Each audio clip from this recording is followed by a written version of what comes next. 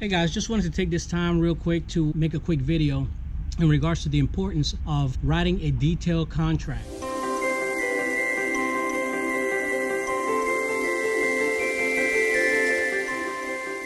Why am I making this video?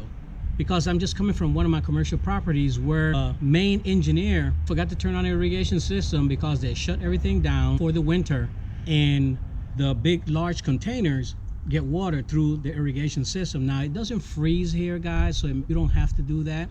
He's a new guy, so he turned everything off and the plants died. So I get this phone call today, and the property manager say, hey guys, well, most of my plants are dead. So I go down there and take a look at it, and come to find out the irrigation system was shut off. Now what would you do in that situation? Do you replace their plants for free? No. You have to pay for the material and labor, because my plant material is covered under anything that happens to that plant because of plants that usually don't work out the right way or whatever the case might be, and you know your flowers will die. But we have a detailed contract stating that we do not cover plants due to irrigation, lack of watering, or lack of maintenance. A lot of times our contract include the maintenance. Now if the customer prefers not to utilize us for maintenance, then they are liable for their plant material.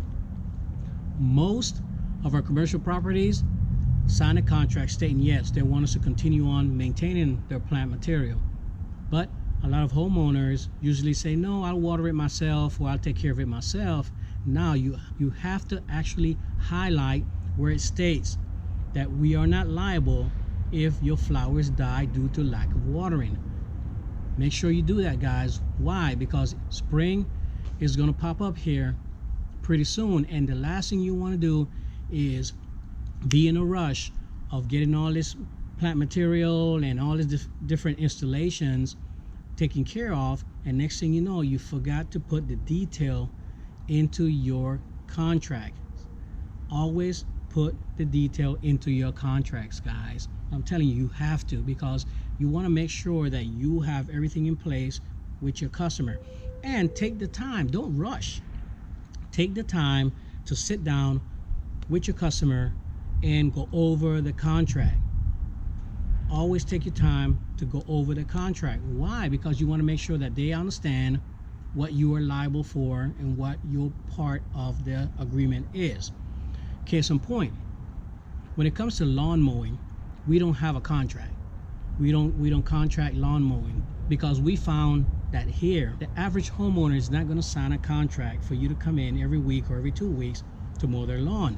If you're doing the shrubs, if you're doing the plant bed, if you're doing the fertilizing, then yes, that's when you actually have a contract, and you have to specify what you're going to do. So when it comes to lawn mowing, whether we have weekly or bi-weekly, we usually tell the customer this service agreement is only for turf area. Why? Because you have a lot of customers that are under the impression that turf and plant bed is the same thing. They'll call you and say, hey, I have weeds in my plant beds, I have grass growing in my plant beds, and if you don't have that agreement with that customer, then you are liable. What are you going to tell them? Oh, my bad, my fault, I should have told you. Then it makes you look incompetent as a professional business. So at all times we state turf area only. Plant beds, shrub work, tree work, fertilizing, treatment, that's an additional service that we provide, and this is how much it's going to cost additionally if it's something that you require or something that you want.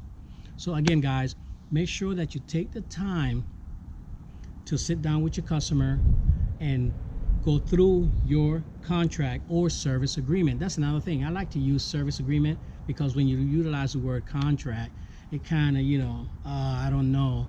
Service agreement, it is a service agreement, what I'm going to provide for you and how much you're going to pay me for this service. Have you ever had a situation where it could have been resolved if you would have just taken the time to actually put it down in your service agreement or contract? Let me know in the description below, guys, so we all can learn from your mistakes. What did you actually do to repair it? Okay? Hey guys, I hope this helps you out. Thank you for taking the time to watch my videos. Like and subscribe. Check out my other videos. Again, every video that I put out, guys, have something to help you in your business. All right? Take it easy, guys. Pop smoke.